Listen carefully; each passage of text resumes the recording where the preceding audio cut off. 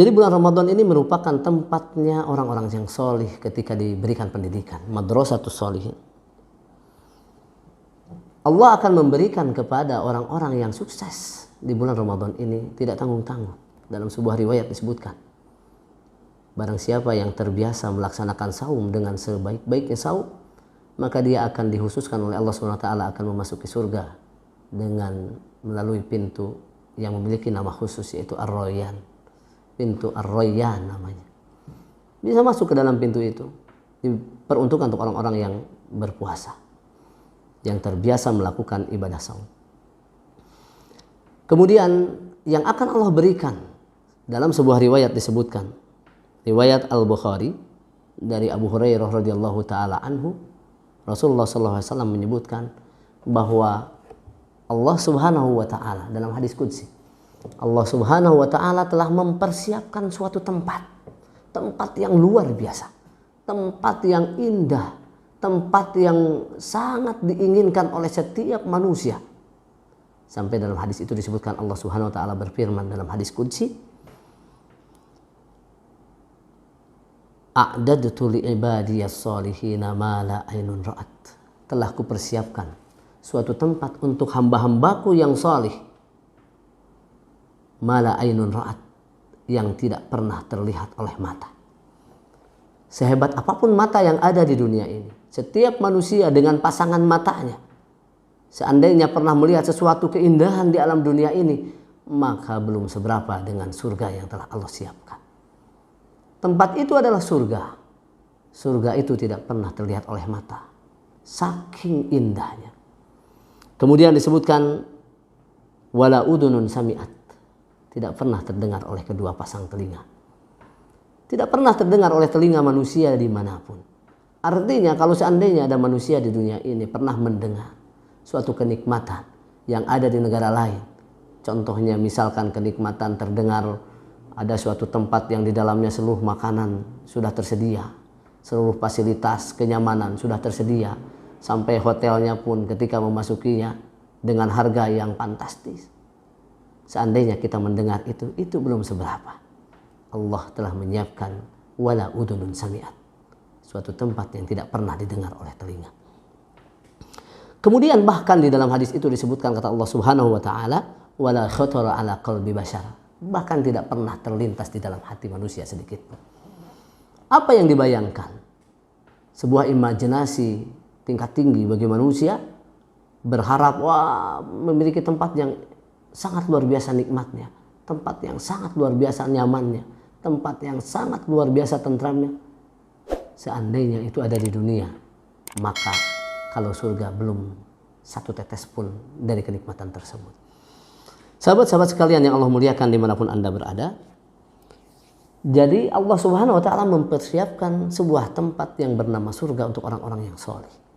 Orang-orang yang soleh adalah orang-orang yang senantiasa taat kepada aturan Allah Subhanahu wa taala dan takut akan siksanya yang Allah telah sediakan, siksa tersebut untuk orang-orang yang melanggar aturannya. Di dalam sebuah ayat disebutkan Allah Subhanahu wa taala berfirman dalam surat Ali Imran ayat yang ke-133. Allah Subhanahu wa taala berfirman, A'udzu billahi minasyaitonir rajim. Bismillahirrahmanirrahim.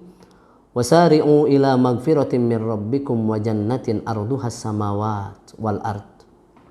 Uiddat lil muttaqin. Dan bersegeralah kalian wahai orang-orang yang soleh, ila magfiratin, untuk mendapatkan ampunan Allah Subhanahu wa taala.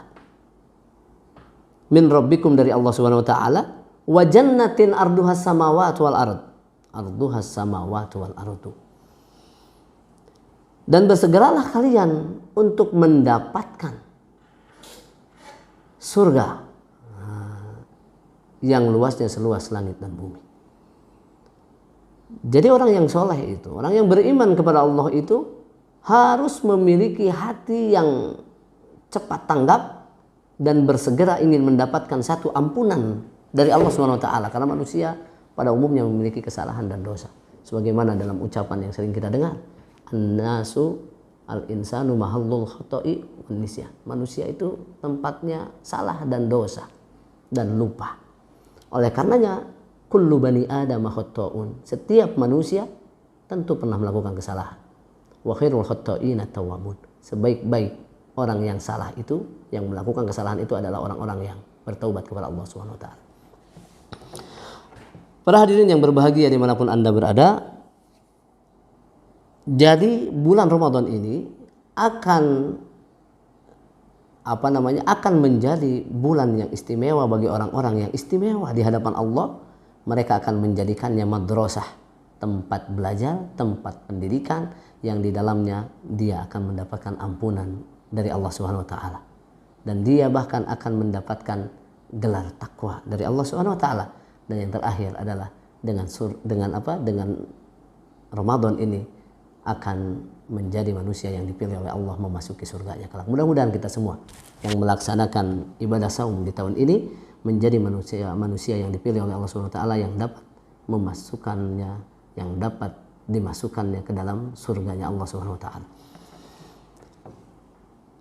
Nah, selanjutnya Allah Subhanahu wa taala akan memberikan jaminan ketakwaan kepada orang yang benar-benar melakukan puasanya dengan baik.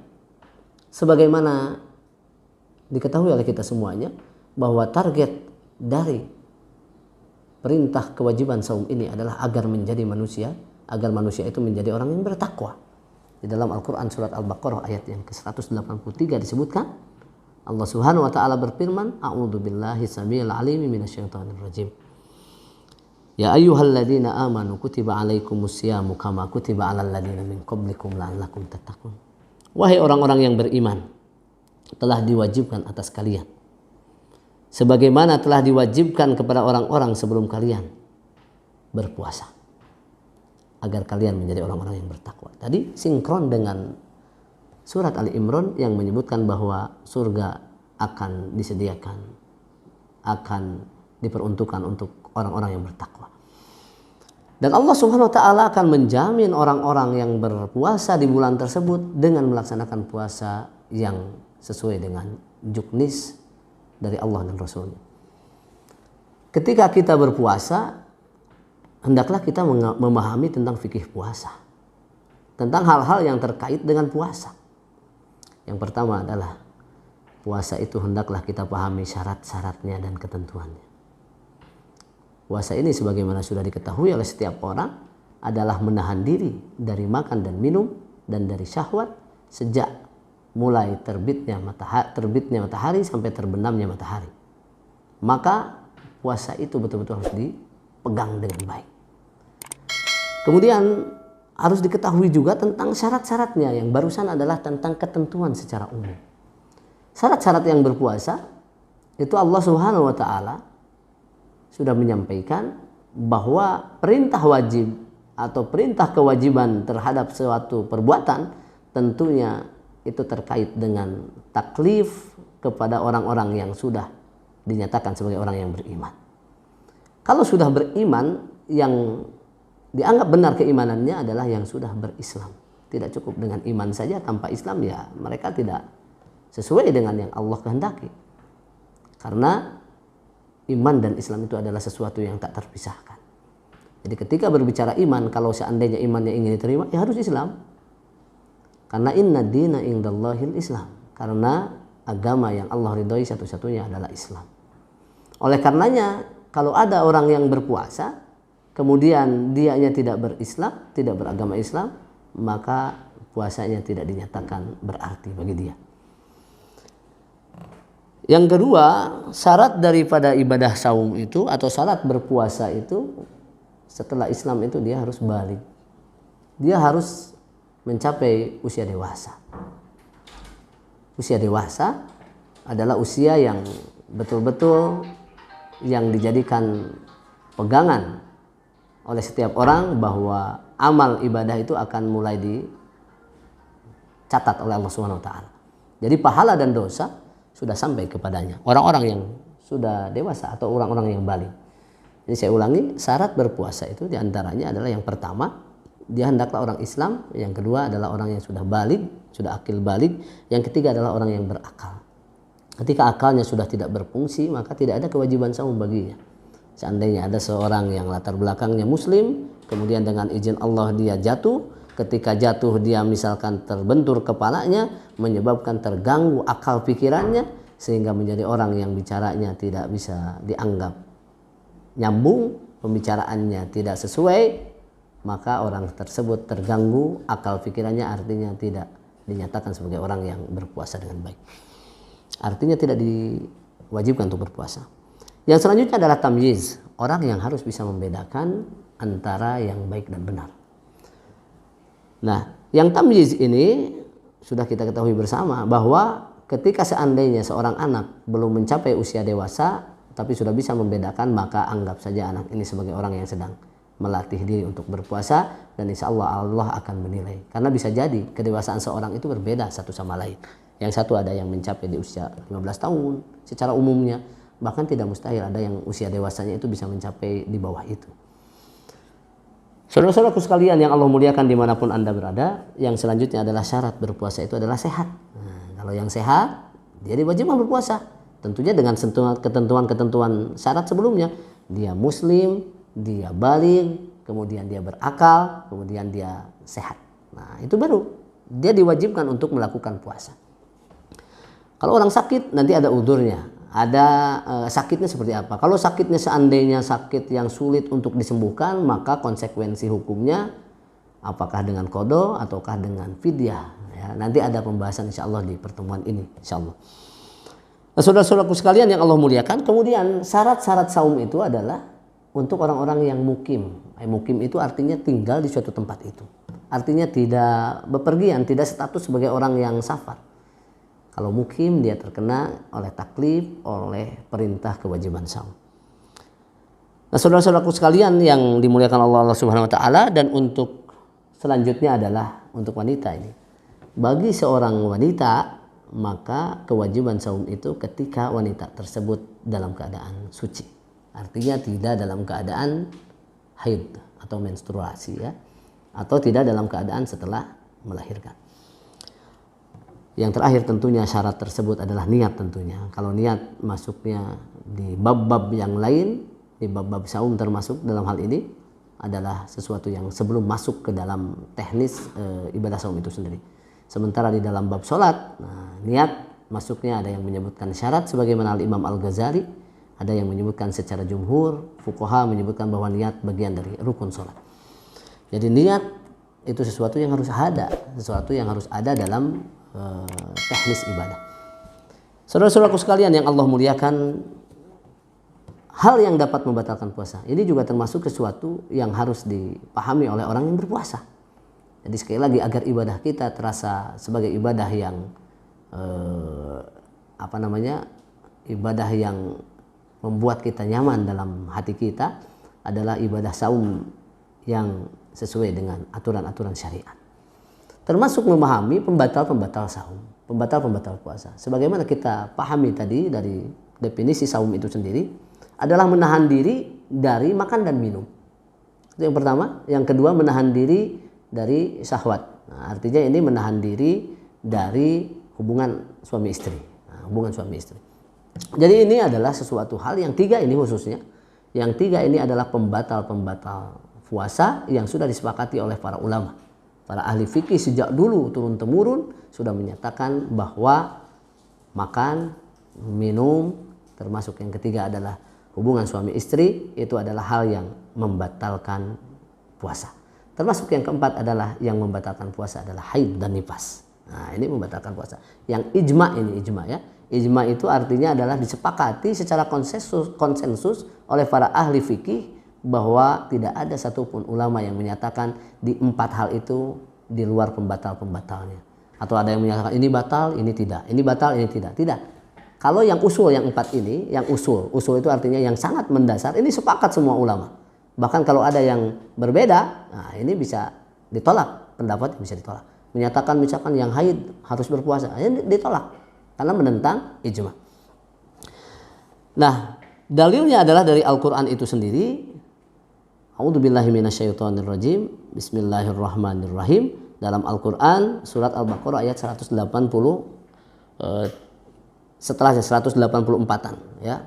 Dari Al-Quran ayat tersebut disebutkan a'udzubillahi minasyaitonirrajim, yang dimulai dari uhilla lakum lailatas siyamir rafatsu ila nisaikum, terus nanti di ujungnya ada fal ana bashiruhunna wabtagu ma kataballahu lakum. Artinya yang pertama tadi sudah disebutkan bahwa urutan dalam Al-Quran bahwa yang membatalkan saum adalah hubungan suami istri. Jadi ketika kita dalam keadaan berpuasa, kalau melakukan itu maka dinyatakan batal, bahkan konsekuensinya berat kalau ada unsur kesengajaan. Dan tentunya kebanyakan disengaja. Kalau disengaja berat, nanti ada konsekuensinya yang akan kita terangkan. Nah, kemudian masih di ayat yang sama disebutkan di situ seterusnya wa kulu washrabu hatta yatabayyana lakumul khaitul abyadu minal khaitil aswadi.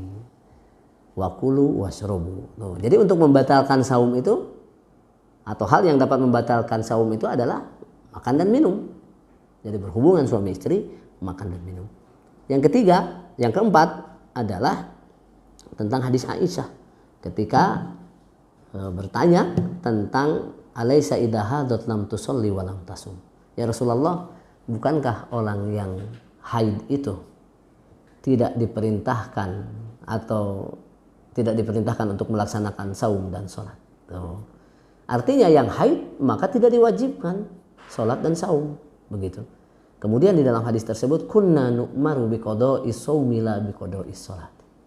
Untuk yang haid ini, bukan di luar haid. Nah, kalau di luar haid dia sholat lupa, maka diganti sholatnya ketika dia lupa, maka mengganti sholatnya itu disebut sebagai qada sholat. Tapi kalau saum di sini pembahasannya kunna nu'maru biqada'i shaumi. Untuk yang haid.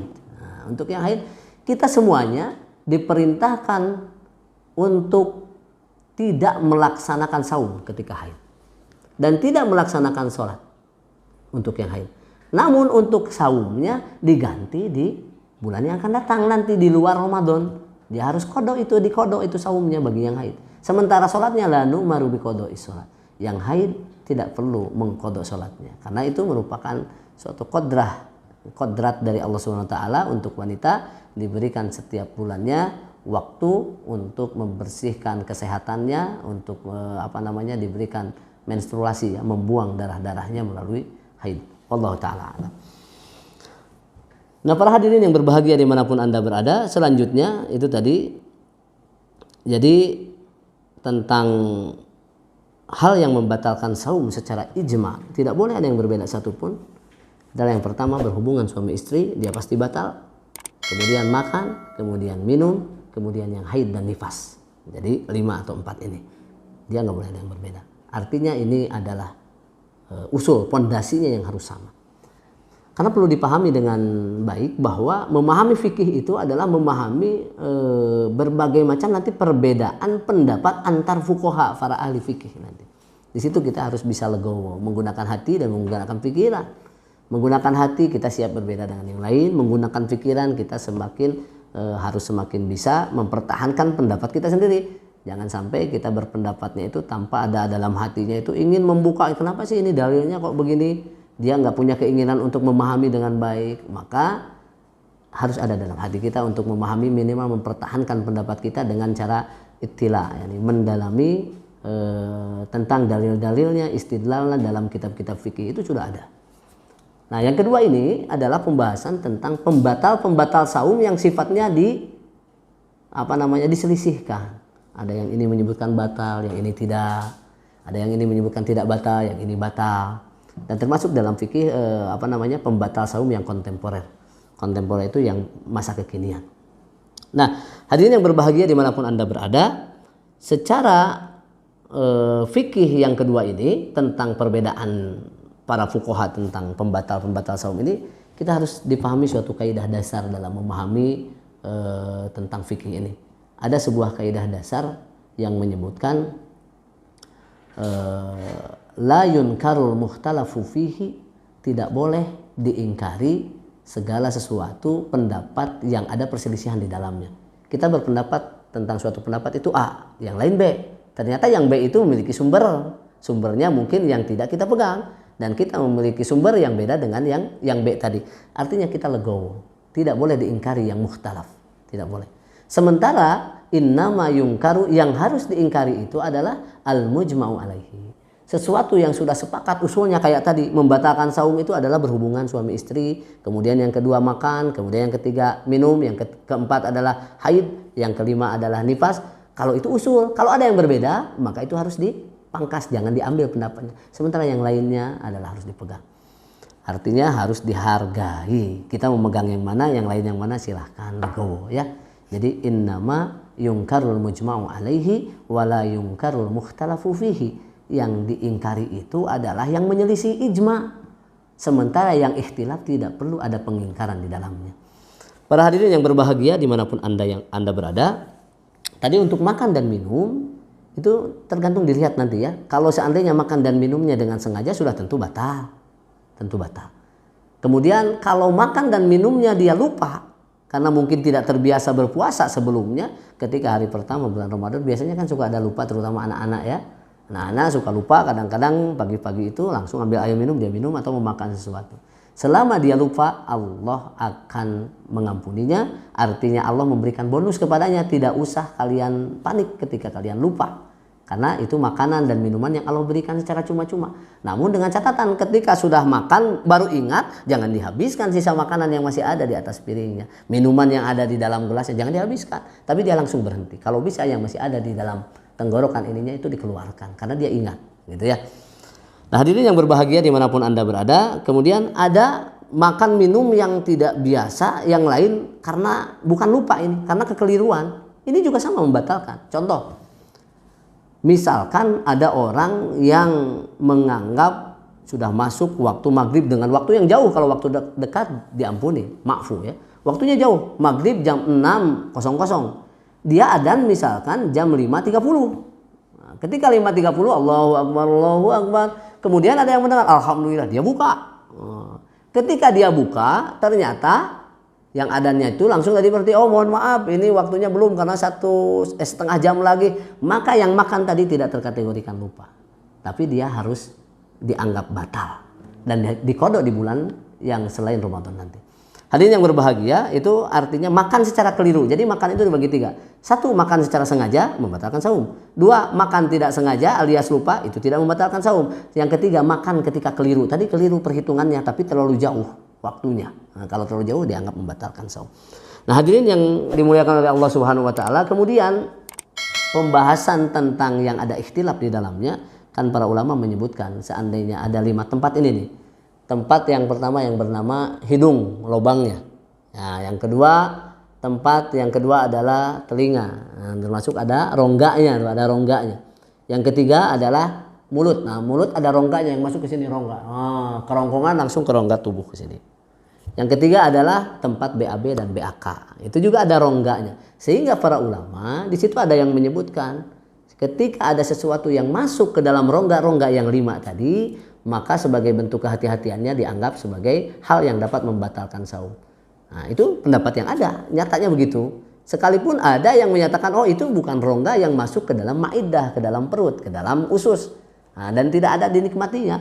Sehingga ketika sesuatu dimasukkan ke telinga, itu tidak akan masuk ke perut. Artinya tidak membatalkan menurut sebagian ulama. Dan menurut yang hati-hati, oh tidak. Itu termasuk masih bagian dari rongga sekalipun tidak masuk ke sini.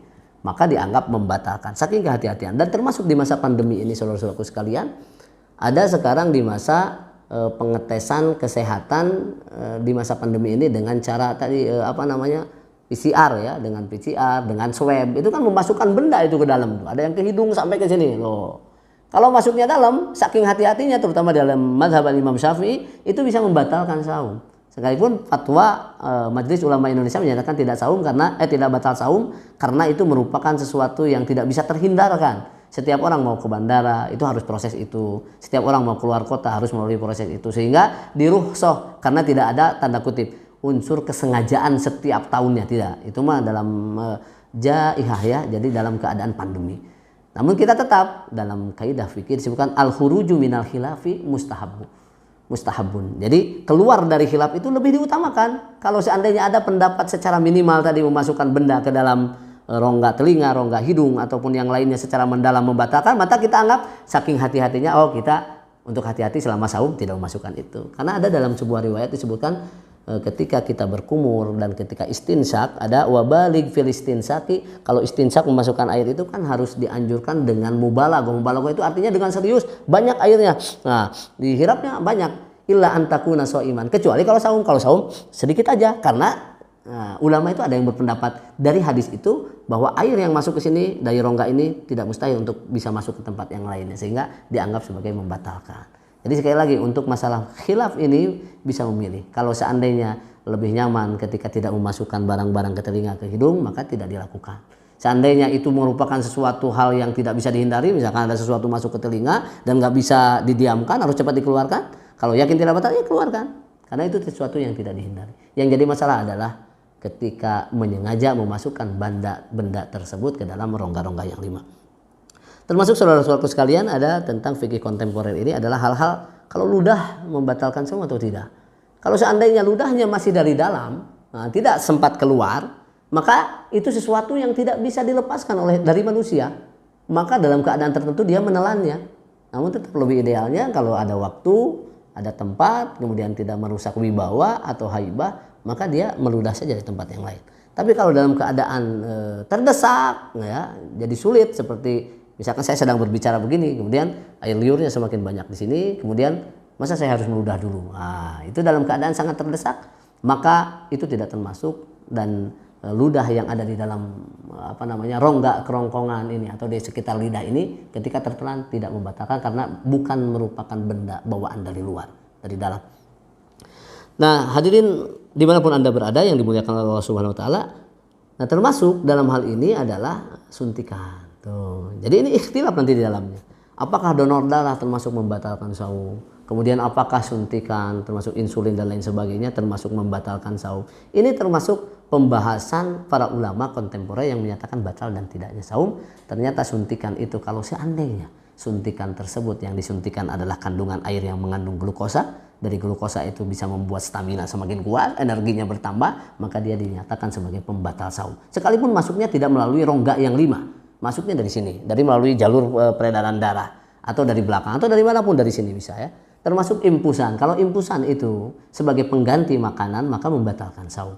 Tapi kalau seandainya cuma disuntik dan tidak menjadikan energinya bertambah dan masuknya tidak dari rongga yang 5, maka para ulama menyebutkan tidak membatalkan. Namun tetap kehati-hatian kita selama saum, diupayakan kita dalam keadaan sehat, tidak ada yang dimasukkan apapun di dalam tubuh kita selain yang dimakan diminum ketika sahur dan berbuka.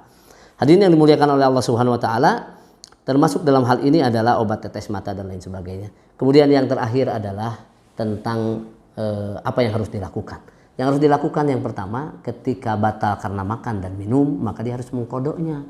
Ketika haid, dia harus mengkodoknya di bulan yang akan datang selain bulan Ramadan secepatnya. Jangan sampai menumpuk kodok itu di pertemuan Ramadan yang akan datang, dia hilang lagi. Jadi nggak sempat lagi. Nah, sementara yang satu ini yang berbahaya ketika melakukan pembatal saum yang bernama berhubungan suami istri. Karena yang pertama, ketika melakukan hubungan suami istri secara sengaja di waktu dia berpuasa alias di siang hari, maka dia harus melanjutkan saumnya sampai selesai sebagai hukuman dari Allah Subhanahu Wa Taala. Yang kedua, dia harus mengkodoknya nanti di waktu yang akan datang. Yang ketiga, dia harus membayar kifarah. Membayar kifarah ini yang pertama adalah dia hendaklah memberikan memerdekakan seorang budak. Kalau sekarang kan tidak ada budaknya. Kemudian berpuasa 2 bulan berturut-turut. Kalau berhenti 1 fase, maka dimulai dari 0 lagi menurut sebagian ulama. Capek itu luar biasa. Dan itu pernah terjadi dulu.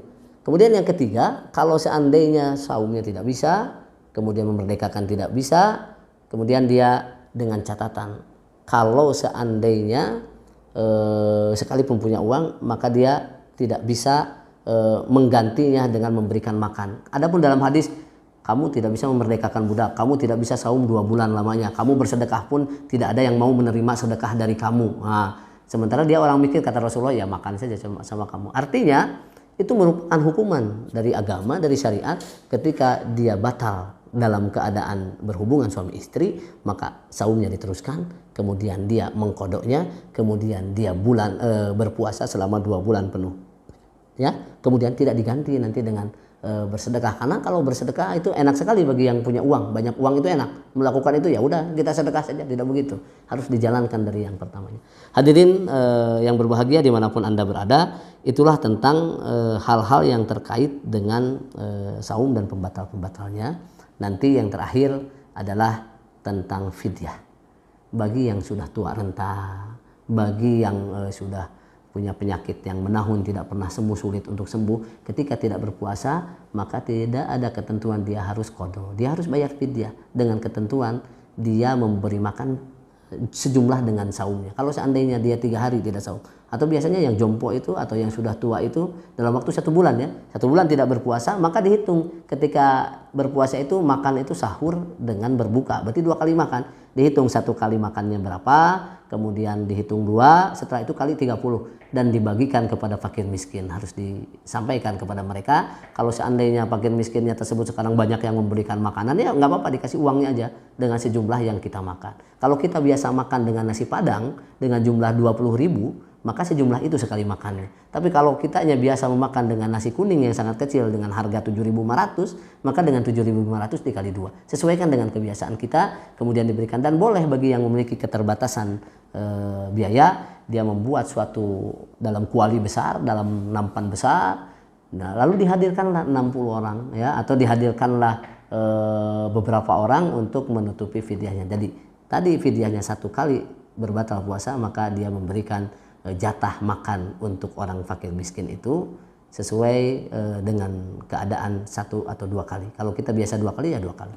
Tapi saudara-saudaraku sekalian dimanapun Anda berada, itulah tentang pembahasan seputar syarat-syarat saum dengan pembatal saumnya, dan juga qadha, kemudian fidyah dengan kifaratnya. Mudah-mudahan bermanfaat. Barakallahu fikum. Hadaniyallahu wa iyyakum ajmain. Assalamualaikum warahmatullahi wabarakatuh.